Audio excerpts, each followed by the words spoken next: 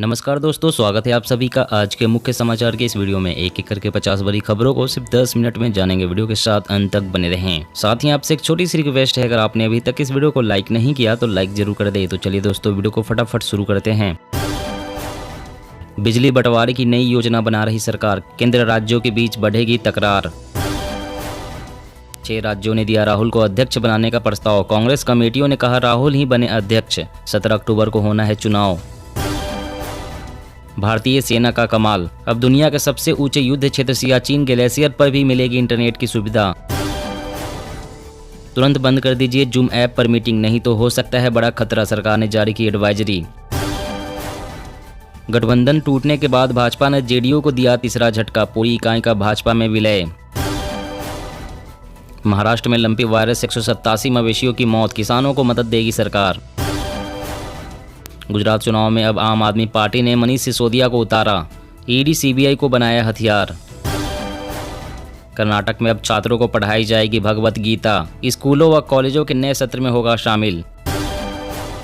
शाह की रैली से पहले सीमांचल में सियासी सरगर्मियां तेज, जवाब में महागठबंधन भी करेगी जनसभा। भारत में भी गूगल फेसबुक के एकाधिकार पर लगाम की तैयारी, आईटी मंत्रालय कदम उठाने पर तेजी से कर रहा काम। भारत जोड़ो यात्रा बड़े इम्तिहान की ओर, केरल के बाद चुनौतियों से भरे होंगे अगले तीनों राज्य। वायुसेना से हटेंगे मिग 21 विमान, अभिनंदन ने इसी पर सवार हो पाक के F-16 को किया था धराशायी। महंगाई में सस्ती हुई सरिया, पिछले 2 महीने में 7,000 रुपये प्रति टन तक की गिरावट आई, पूरा करे अपने ड्रीम होम का सपना।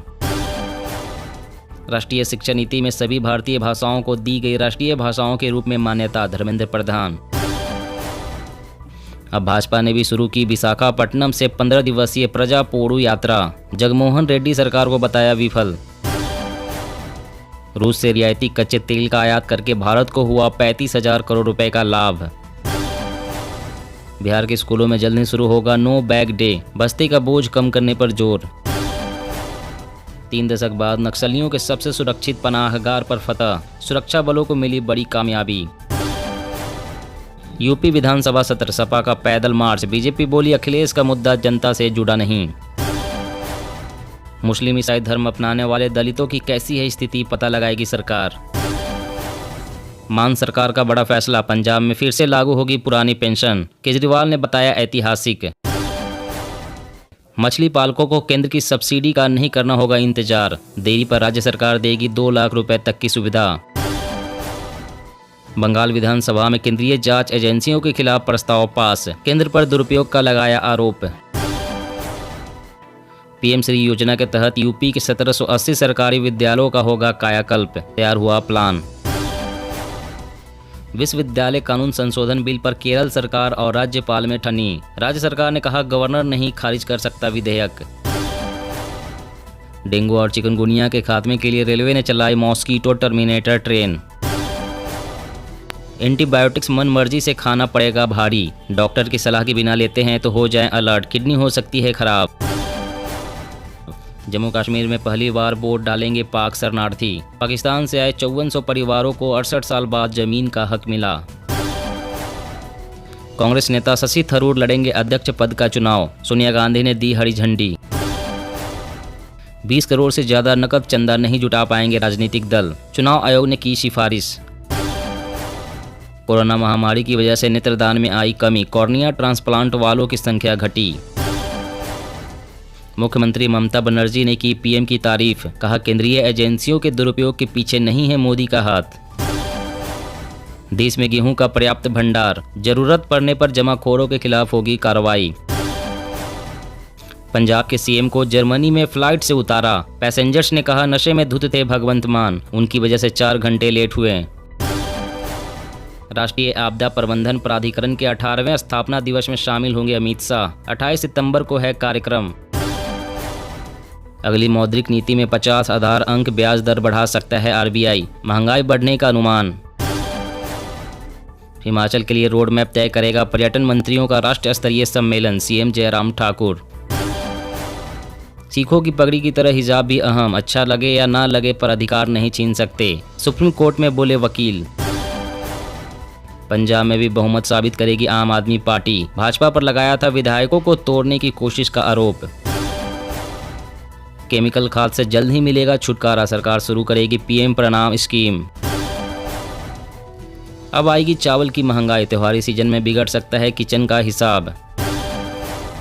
बीजेपी में जाने वालों को अपनी कार से भेजूंगा, बाकी कांग्रेसियों को कमलनाथ का ऑफर। मुद्रा पोर्ट से 48 करोड़ की ई सिगरेट जब्त, 250 डिब्बों में रखी गई थी 2 लाख सिगरेट। आईएनसी अध्यक्ष चुनाव को लेकर हरियाणा कांग्रेस में घमासान, हुड्डा और सुरजेवाला ग्रुप आमने सामने।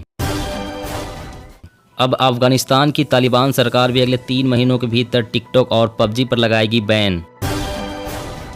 भारतीय सेना ने आपातकालीन खरीद प्रक्रिया के तहत उद्योग जगत को किया आमंत्रित, समय पर करनी होगी डिलीवरी। अखिलेश यादव के मार्च पर बिफरे सीएम योगी, बोले सपा से शिष्टाचार की उम्मीद ही बेकार। झारखंड खेल नीति 2022, युवाओं का बढ़ा उत्साह, खिलाड़ियों को मिलेगी नई पहचान। किन किन परिस्थितियों में कम हो सकती है मौत की सजा, अब 5 जजों की पीठ तैयार करेगी दिशा निर्देश। देश में आएंगे और चीते, कुछ वर्षों में बढ़ेगा कुनबा, 5-10 साल में सामने आएंगे प्रोजेक्ट चीता के परिणाम। नीतीश के यूपी से चुनाव लड़ने पर बीजेपी का तंज, विधानसभा जीत कर दिखाएं, देंगे राष्ट्रीय पुरस्कार। जीते क्षेत्र हाथ से निकलने पर रूस ने हमले किए तेज, गैस आपूर्ति व्यवस्था को बनाया निशाना। भाजपा में शामिल हुए पूर्व सीएम कैप्टन अमरिंदर सिंह, पंजाब लोक कांग्रेस का भी किया बीजेपी में विलय। सीएम शिवराज सिंह का एमपी पीएससी आयु सीमा में छूट का बड़ा ऐलान, उम्मीदवारों की उम्र 3 साल बढ़ाने का फैसला। समान नागरिक संहिता पर फिलहाल सुप्रीम कोर्ट नहीं करेगा सुनवाई, हाईकोर्ट के मामलों को हस्तांतरित करने से इनकार। मौसम अपडेट, यूपी के 15 जिलों में आंधी तूफान के साथ भारी बारिश की चेतावनी, जाने अन्य राज्यों के मौसम का हाल। जी हाँ दोस्तों, और भी बड़ी काम की खबरें निकल कर आ रही है, इसलिए वीडियो को लास्ट तक जरूर देखना। तो चलिए दोस्तों, अब जानते हैं महत्वपूर्ण खबरों को विस्तार से। इससे पहले आपसे एक छोटी सी रिक्वेस्ट है, अगर आपने अभी तक इस वीडियो को लाइक नहीं किया तो लाइक जरूर कर दे। बिजली बंटवारे की नई योजना बना रही सरकार, केंद्र राज्यों के बीच बढ़ेगी तकरार। जी हाँ, बिजली के बंटवारों को लेकर केंद्र सरकार नई नीति लाने पर विचार कर रही है। इसके तहत मौजूदा विकेंद्रीकृत और वॉलंटरी पूल आधारित बिजली बंटवारे की व्यवस्था को खत्म करके केंद्रीयकृत नीति अपनाई जा सकती है। ऐसे में केंद्र और राज्य सरकारों के बीच तकरार बढ़ गई है, क्योंकि यह नीति व्यवस्था राज्यों की ओर से मौसम और मांग को देखते हुए तय किए जाने वाले उनके कोटे को खत्म कर सकती है। वहीं केंद्र सरकार यह व्यवस्था पूरे भारत के लिए लाने पर विचार कर रही है। बिजली बंटवारे की नई व्यवस्था मार्केट बेस्ड इकोनॉमिक डिस्पैच कहलाएगी। इसके तहत ऊर्जा मंत्रालय के प्रस्ताव के अनुसार बिजली की करीब 1400 अरब यूनिट की सालाना खपत को केंद्रीयकृत शेड्यूलिंग के अंतर्गत देने का विचार है। अभी बिजली अधिनियम 2003 के तहत विकेंद्रीकृत मॉडल अपनाया जा रहा है। और अगली बड़ी खबर की बात करें तो महाराष्ट्र में लंपी वायरस से 187 मवेशियों की मौत, किसानों को मदद देगी सरकार। जी हाँ, देश में मवेशियों पर लंपी स्किन डिजीज का खतरा बढ़ता ही जा रहा है। देश में अब तक लंपी वायरस से 75,000 से ज्यादा मवेशियों की मौत हो चुकी है। वहीं महाराष्ट्र में अब तक 187 पशु इस बीमारी के शिकार हो चुके हैं। लंपी के बढ़ते प्रकोप को देखते हुए राज्य सरकार सतर्क हो गई है। इस बीमारी से पशुपालकों और किसानों को हो रहे नुकसान से बचाने के लिए सरकार ने मदद देने का फैसला किया है। सरकार ने इस डिजीज से मवेशियों को बचाने के लिए प्रत्येक जिले को 1 करोड़ रुपए देने की घोषणा की है। लंपी प्रभावित राज्यों में किसी ने भी ऐसा कदम नहीं उठाया जैसा कि महाराष्ट्र ने किया है। कोई भी राज्य सरकार प्रभावित पशुपालकों को मदद नहीं दे रही है। फिलहाल टीकाकरण देश भर में गति पकड़ रहा है। लंपी वायरस के कारण अपने मवेशियों को खोने वाले किसानों को राज्य सरकार राष्ट्रीय आपदा न्यूनीकरण नीति के मानदंडों के अनुसार 16 से 30,000 रुपए तक की आर्थिक सहायता देने का फैसला किया है। और अगली बड़ी खबर की बात करें तो बिहार के स्कूलों में जल्द ही शुरू होगा नो बैग डे, बस्ते का बोझ कम करने पर जोर। जी हाँ, बिहार सरकार छात्रों के बस्ते का बोझ कम करने के लिए स्कूलों में नो बैग डे नियम और सप्ताह में कम से कम एक बार अनिवार्य खेल का पीरियड शुरू करने की तैयारी में है। शिक्षा विभाग के अतिरिक्त मुख्य सचिव दीपक कुमार सिंह ने बताया कि इसकी अधिसूचना जल्द ही जारी की जाएगी। उन्होंने कहा कि साप्ताहिक नो बैग डे में कार्य आधारित व्यवहारिक कक्षाएं होंगी। सप्ताह में कम से कम एक बार छात्र अपने टिफिन बॉक्स के साथ ही स्कूल आएंगे। उस दिन उन्हें किताबें ले जाने की जरूरत नहीं होगी। दिन व्यवहारिक और अनुभवात्मक चीजें सीखने के लिए समर्पित होगा। उन्होंने कहा कि क्षेत्रीय, राष्ट्रीय और अंतर्राष्ट्रीय खेल आयोजनों में हमारे छात्रों के प्रभावशाली प्रदर्शन से उत्साहित होकर हम विद्यालयों में अनिवार्य खेल पीरियड शुरू करेंगे। यह पहल राष्ट्रीय शिक्षा नीति 2020 के अनुरूप है और इसे सरकारी और निजी दोनों विद्यालयों में लागू किया जाएगा। और अगली बड़ी खबर की बात करें तो मुस्लिम ईसाई धर्म अपनाने वाले दलितों की कैसी है स्थिति, पता लगाएगी सरकार। जी हां, केंद्र सरकार जल्द ही एक कमीशन गठित करने जा रही है जो कि कन्वर्टेड दलित और शेड्यूल कास्ट के लोगों पर सर्वे करेगी। दरअसल यह कमेटी केवल उन्हीं पर सर्वे करेगी जिन्होंने हिंदू धर्म, बौद्ध धर्म और सिख धर्म से दूसरे धर्म को अपनाया है। कमीशन इनकी सोशल, इकोनॉमिक और एजुकेशनल स्टेटस के बारे में पता करेगी। इस कमीशन को गठित करने की बात केंद्र सरकार से लगातार जारी है, जल्द ही केंद्र इसे मंजूरी दे सकती है। इन कमीशन का गठन उन याचिकाओं पर एक अहम कदम माना जा रहा है जो कि सुप्रीम कोर्ट में कन्वर्टेड दलितों को आरक्षण के लाभ के लिए लगी हुई है। यह याचिकाएं अधिकांशतः उन लोगों के लिए है जिन्होंने कन्वर्ट होने के बाद इस्लाम और ईसाई धर्म अपनाया है।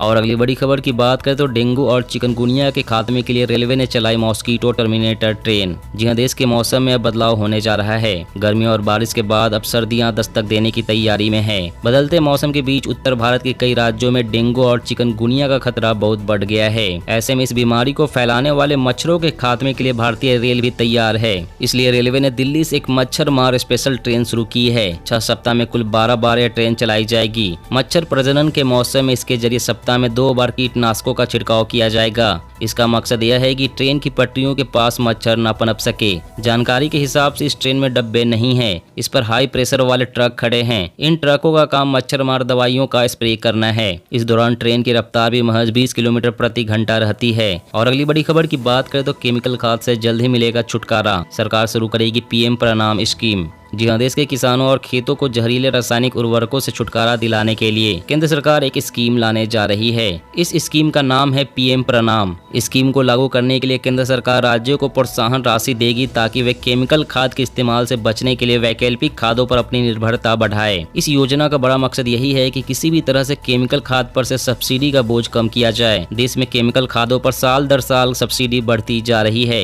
जिसका बोझ सरकारी खजाने पर पड़ रहा है। पैदावार तो होती है लेकिन उससे अधिक स्वास्थ्य और पर्यावरण का नुकसान हो रहा है। सच्चाई यही है कि केमिकल खाद का विकल्प तलाश लिया जाए तो सब्सिडी के साथ साथ सेहत और पर्यावरण को भी बचाया जा सकेगा। उर्वरक सब्सिडी का 50% हिस्सा राज्यों को ग्रांट के रूप में दिया जाएगा ताकि वे उस पैसे का इस्तेमाल वैकल्पिक खादों के स्रोत पर कर सके। दोस्तों, आज की खबरों में बस इतना ही। इसी तरह हर रोज काम की खबरें जानने के लिए आप हमेशा हमारे साथ जुड़े रहें। हमारे साथ जुड़ने के लिए वीडियो के नीचे दिए गए इस लाल रंग के सब्सक्राइब बटन को दबाएं और साथ ही इस घंटी को भी दबाएं ताकि आपको हर खबर की सटीक जानकारी मिल सके। जय हिंद, जय भारत।